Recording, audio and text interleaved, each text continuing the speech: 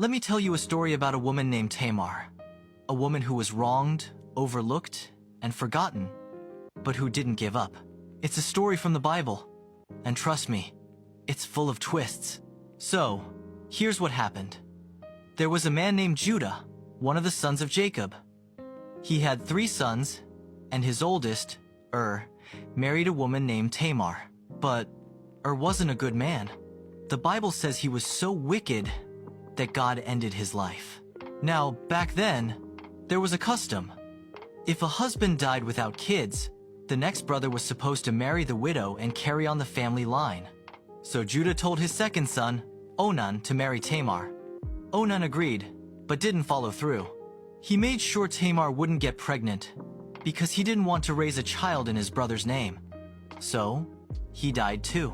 Now Judah only had one son left, Shelah, and he started thinking, maybe Tamar's the problem.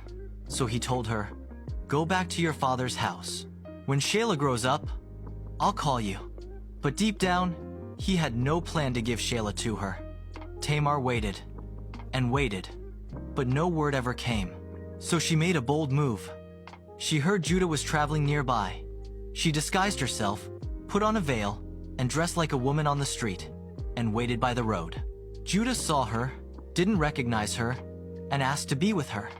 She said, only if you give me something to hold until you send payment. So Judah gave her his seal, his cord, and his staff personal items, kind of like giving someone your wallet and ID. They were together, and Tamar became pregnant. A few months later, Judah finds out Tamar is pregnant. He's outraged. She's disgraced herself, he shouts. She should be punished. But Tamar calmly steps forward and says, the man who got me pregnant is the one who owns these. She holds up the seal and staff. Judah's face drops.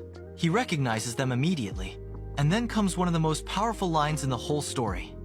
He says, she is more righteous than I am. Judah finally admits that he was the one who failed her. Tamar gives birth to twins Perez and Zerah. And here's the amazing part. Her son Perez becomes an ancestor of King David. And eventually, Jesus. Tamar's story is messy.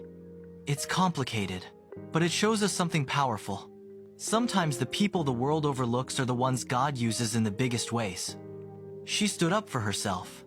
She didn't stay silent. And in the end, justice found her.